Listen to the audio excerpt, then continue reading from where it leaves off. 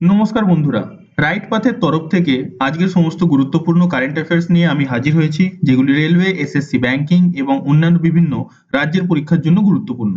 ভিডিওটিকে শেষ পর্যন্ত দেখুন, চ্যানেলটিকে সাবস্ক্রাইব করুন ও বেল আইকন প্রেস করে দিন, যাতে প্রতিদিনের কারেন্ট অ্যাফেয়ার্স আপনারা মিস না করেন।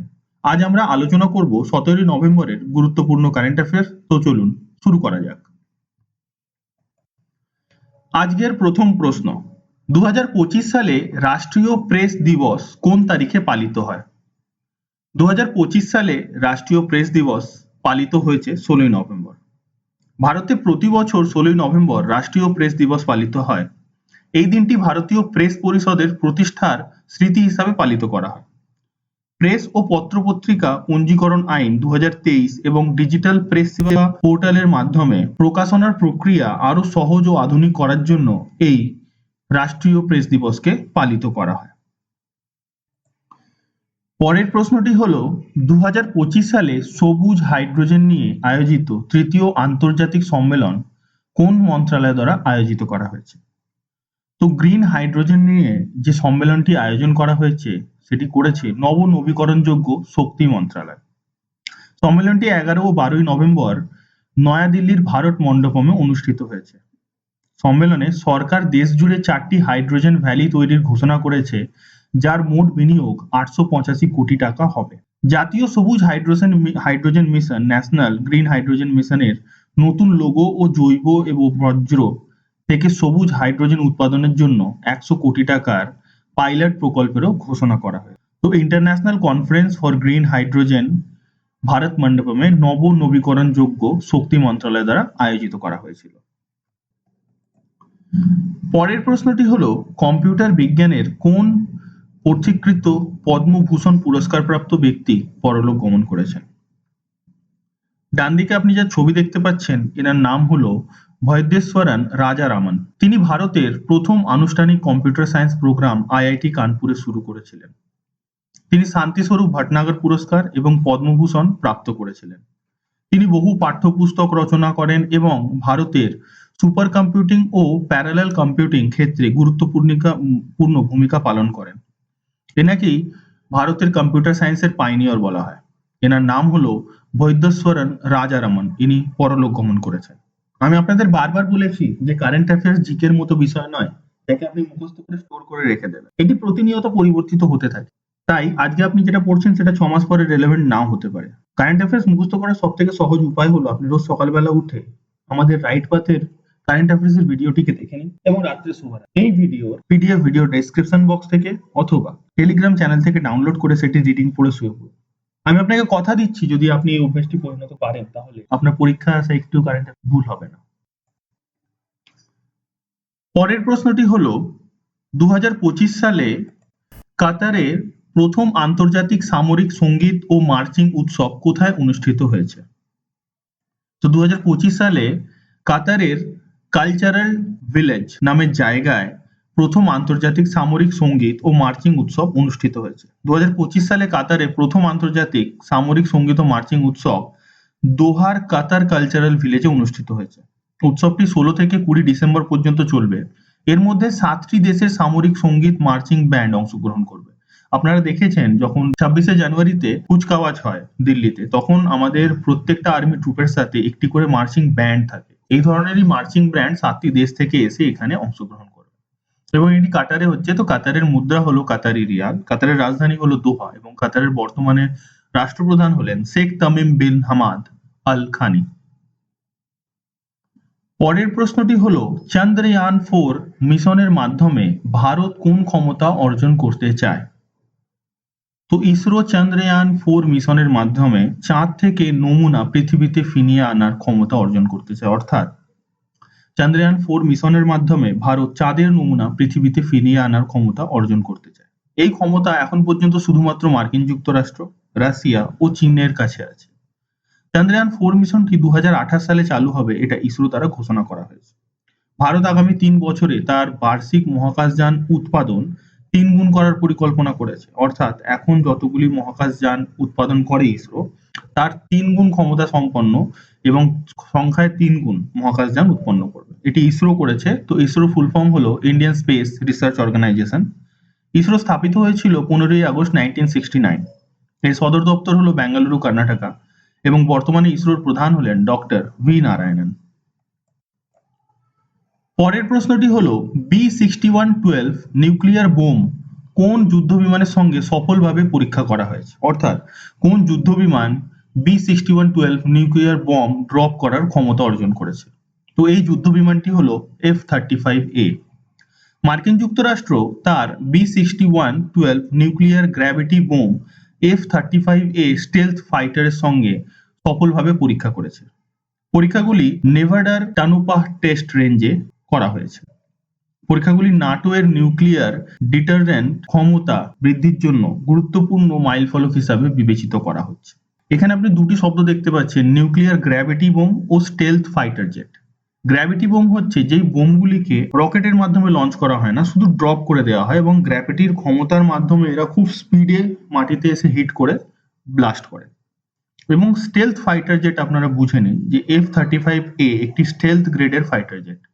এই ফাইটার জেটগুলিকে স্টেলথ অথবা লুকোনো এই জন্য বলা হয় যে এরা চট করে রাডারে ধরা পড়ে না। তো এটি আমেরিকা অর্জন করেছে এই ক্ষমতা। আমেরিকার রাজধানী হলো ওয়াশিংটন ডিসি। আমেরিকার মুদ্রা হলো US ডলার এবং বর্তমানে আমেরিকার রাষ্ট্রপতি হলেন ডোনাল্ড ট্রাম্প। ডোনাল্ড ট্রাম্প বা আমেরিকার 47তম রাষ্ট্রপতি এবং ইনি রিপাবলিকান পার্টি থেকে বিলং করেন। কিছুদিন আগে ডোনাল্ড ট্রাম্পের ওয়াইফ মেলানিয়া ট্রাম্পকে Patriot of the year award দেওয়া হয়েছে। পরের প্রশ্নটি হলো 2025 সালের এশিয়ান আর্চারি চ্যাম্পিয়নশিপে ভারত কতগুলি সোনার পদক জিতেছে। তো 2025 সালের এশিয়ান আর্চারি চ্যাম্পিয়নশিপে ভারত 6টি গোল্ড মেডেল জিতেছে। ভারত এই প্রতিযোগিতায় মোট 10টি পদক জিতেছে, যার মধ্যে 6টি সোনা, 3টি রূপা ও 1টি ব্রোঞ্জ আছে। এটি ভারতের এশিয়ান আর্চারি চ্যাম্পিয়নশিপের এখন পর্যন্ত সবচেয়ে বড় সাফল্য। ভারত এবার প্রথমবার 12 বছর পর এশিয়ান আর্চারি চ্যাম্পিয়নশিপ মেডেল টেবিলে শীর্ষে রয়েছে। অঙ্কিতা ভাকাত, ধীরজ বোমদেওয়ার প্রথম ভারতীয় রেকর্ড তীরন্দাজ হিসাবে এশিয়ান চ্যাম্পিয়নশিপে ব্যক্তিগত সোনা জিতেছেন। 24তম এশিয়ান আর্চারি চ্যাম্পিয়নশিপ বাংলাদেশের ঢাকাতে অনুষ্ঠিত হয়েছে। পরের প্রশ্নটি হলো 2026 সালে G20 শিখর সম্মেলন কোন দেশে অনুষ্ঠিত হবে। তো আগত 2026 G20 শিখর সম্মেলন অনুষ্ঠিত হবে যুক্তরাষ্ট্রে। 2026 সালের G20 শিখর সম্মেলন যুক্তরাষ্ট্রে অনুষ্ঠিত হবে। 2024 সালের এই সম্মেলন ব্রাজিলের রিও ডি জেনেরিওতে অনুষ্ঠিত হয়েছিল। 2025 সালে এই সম্মেলন সাউথ আফ্রিকার জোহান্সবার্গে অনুষ্ঠিত হয়েছিল।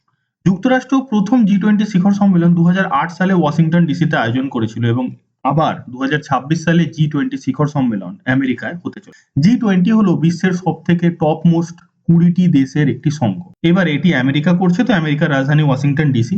আমেরিকার মুদ্রা মার্কিন ডলার এবং বর্তমানে রাষ্ট্রপ্রধান হলেন ডোনাল্ড ট্রাম্প। পরের প্রশ্নটি হলো ভারত বিশ্বের কততম বৃহত্তম পেটেন্ট আবেদনকারী দেশ হিসাবে গড়ে উঠেছে।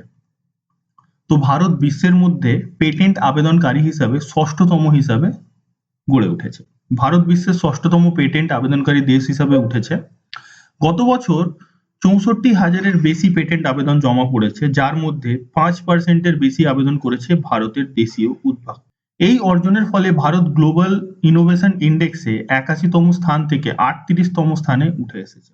যে টপ 3 কান্ট্রি পেটেন্ট আবেদনকারীর মধ্যে সর্বোচ্চ তারা হলেন প্রথম চীন, যে 16,19,268টি আবেদন করেছে।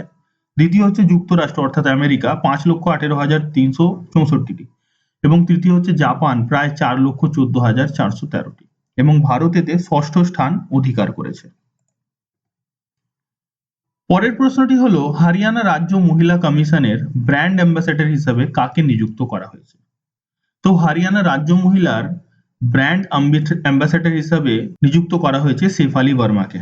ডান দিকে আপনি ছবি দেখতে পাচ্ছেন যে শেফালি বর্মাকে হরিয়ানার মুখ্যমন্ত্রী নায়েব সিং সাইনি একটি চেক এবং অ্যাম্বাসেডর হিসেবে নিয়োগ করেছেন। হরিয়ানা রাজ্যের মহিলা কমিশনের ব্র্যান্ড অ্যাম্বাসেডর হিসেবে ভারতীয় ক্রিকেটার শেফালি বর্মাকে নিযুক্ত করা হয়েছে। শেফালি বর্মা আইসিসি মহিলা ক্রিকেট বিশ্বকাপ 2025-এর যে ভারতের দুর্দান্ত জয় হয়েছে তার পারফরমেন্সের স্বীকৃতি রূপে হরিয়ানা সরকার এই সিদ্ধান্ত নিয়েছে। এবার এটি হরিয়ানা করেছে, তো হরিয়ানার রাজধানী হলো চণ্ডীগড়, এটি পাঞ্জাবেরও রাজধানী। হরিয়ানার মুখ্যমন্ত্রী হলেন নায়াব সিং সैनी এবং বর্তমানে হরিয়ানার রাজ্যপাল হলেন অসীম কুমার ঘোষ। পরের প্রশ্নটি হলো সংযুক্ত আরব আমিরাত অর্থাৎ ইউএই কেন্দ্রীয় ব্যাংক কোন ডিজিটাল মুদ্রা চালু করেছে? তো ইউনাইটেড আরব আমিরাতের কেন্দ্রীয় ব্যাংক ডিজিটাল দিরহাম মুদ্রা চালু করেছে। ইউএইর কেন্দ্রীয় ব্যাংক ডিজিটাল দিরহাম মুদ্রা চালু করেছে। গত সপ্তাহে ইউএইর সরকার ডিজিটাল দিরহামকে আইনগত মুদ্রা হিসাবে স্বীকৃতি দিয়েছে। প্রথম সরকারি লেনদেন হিসাবে অর্থ মন্ত্রণালয় এবং দুবাই অর্থ বিভাগ ডিজিটাল দিরহাম ব্যবহার করেছে। তো আপনারা যেমন জানেন যে ক্রিপ্টোকারেন্সি বা অন্যান্য যে ডিজিটাল কারেন্সি আছে, তো ইউএই এবার নিজস্ব একটা অফিসিয়াল ডিজিটাল কারেন্সি উদযাপন করলো। তো এটা ইউএই করেছে। ইউএইর রাজধানী হলো আবুধাবি, ইউএইর মুদ্রা হলো ইউএই দিরহাম এবং বর্তমানে ইউএইর প্রধানমন্ত্রী হলেন শেখ মোহাম্মদ বিন জায়েদ আল নাহয়ান। পরের প্রশ্নটি হলো ভাটিকান কতগুলি আদিবাসী আর্টিফ্যাক্ট কানাডাকে ফিরিয়ে দিয়েছে? ডান দিকে আপনি ছবিতে দেখতে পাচ্ছেন যে ভাটিকানের যে পোপ আছেন উনি কিছু কানাডিয়ান বেশভূষায় পরে একটি ছবি তুলেছে। তো ভাটিকান ৬২টি কানাডিয়ান আর্টিফ্যাক্ট কানাডাকে ফিরিয়ে দিয়েছে। এই আর্টিফ্যাক্ট গুলি প্রায় ১০০ বছর ধরে ভাটিকানের মিউজিয়ামে রাখা ছিল। এর মধ্যে রয়েছে একটি বিরল পশ্চিম আর্কটিকের সিলিকনেন কায়াক। কায়াক হলো যেটি বরফে চলার যে গাড়িগুলি হয় সেগুলোকে কায়াক বলা হয়। আচ্ছা, ওয়াম্পাম বেল্ট, মাস্ক, যুদ্ধের ক্লাব, মাকাসিন এবং প্রথম জাতি মেটিস ইউন্টু সম্প্রদায়ের অন্যান্য আনুষ্ঠানিক জিনিসপত্র। এই ফেরত দেওয়া হয়েছে ক্যাথলিক চার্চের আদিবাসী সম্প্রদায়ের সঙ্গে সামঞ্জস্য স্থাপন করার হিসেবে। তো ক্যাথলিক চার্চ ভ্যাটিকানের এগুলিকে ফেরত দিয়েছে কানাডাকে। তো কানাডার রাজধানী হলো ওটাওয়া। কানাডার বর্তমানে মুদ্রা হলো কানাডিয়ান ডলার এবং বর্তমানে এখানকার প্রধানমন্ত্রী হলেন মার্ক কার্নি। এবারে আজকের হোমওয়ার্ক কোয়েশ্চেন। আজকের হোমওয়ার্ক কোয়েশ্চেনটি হলো কোন ভারতীয় কিশোরী টাইটান স্পেস ইন্ডাস্ট্রিজ এর 2025 থেকে 29 আন্তর্জাতিক অ্যাস্ট্রোনট ট্রেনিং প্রোগ্রামে নির্বাচিত হয়েছে? এর 4টি অপশন দেওয়া রইল, এর মধ্যে থেকে সঠিক উত্তরটি বেছে এবং এই প্রশ্ন সম্পর্কে আরো যা তথ্য আপনারা জানেন সেই তথ্য সমেত আপনারা কমেন্ট বক্সে উত্তরটি লিখে জানাবেন। যদি আপনারা এর উত্তর না জানেন তাহলে আমাদের গতকালের ভিডিও দেখবেন অথবা গুগল সার্চ করবেন, কিন্তু অবশ্যই এর উত্তর আপনারা লিখে জানাবেন, কারণ আপনারা যেটি একবার লিখে দেবেন সেটি আপনারা সহজে ভুলবেন না। এবারে গতকালের হোমওয়ার্ক কোয়েশ্চেনের উত্তর। গতকালের হোমওয়ার্ক কোয়েশ্চেন ছিল এক্সারসাইজ গরুড়া 2025 কোন দেশের সঙ্গে ভারতীয় যৌথ এয়ার ফোর্স উদ্যোগ অথবা একটি এয়ার ফোর্স এক্সারসাইজ? তো এটি ভারত এবং ফ্রান্সের একটি যৌথ air force exercise Garuda. Right পাথের তরফ থেকে এটা ছিল আজকের মোস্ট ইম্পর্টেন্ট কারেন্ট অ্যাফেয়ার্স। ভিডিওটি আপনাদের পছন্দ হলে এবং কন্টেন্ট ভালো লাগলে অবশ্যই ভিডিওটিকে লাইক করবেন এবং চ্যানেলটিকে সাবস্ক্রাইব করবেন, সাথে বেল আইকনটিও প্রেস করবেন যাতে আমরা এই ধরনের আরো কন্টেন্ট আপনাদের জন্য আনতে পারি। ভিডিওটি কেমন লাগলো সে বিষয়ে অবশ্যই নিজের মতামত কমেন্ট বক্সে জানাবেন এবং ভিডিওটি পছন্দ হলে নিজস্ব বন্ধুদের এডুকেশন গ্রুপে ভিডিওটি অবশ্যই শেয়ার করবেন যাতে এই ভিডিও দেখে আরো সবাই উপকৃত হতে পারে।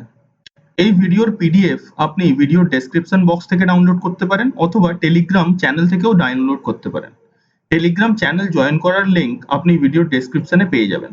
এখানে এছাড়াও আপনি অন্যান্য পরীক্ষা সম্পর্কে আপডেট এবং ফ্রি কন্টেন্টও পেয়ে যাবেন। লেটেস্ট আপডেটের জন্য অবশ্যই আমাদের রাইট পাথের ফেসবুক এবং ইনস্টা পেজ ফলো করতে ভুলবেন না।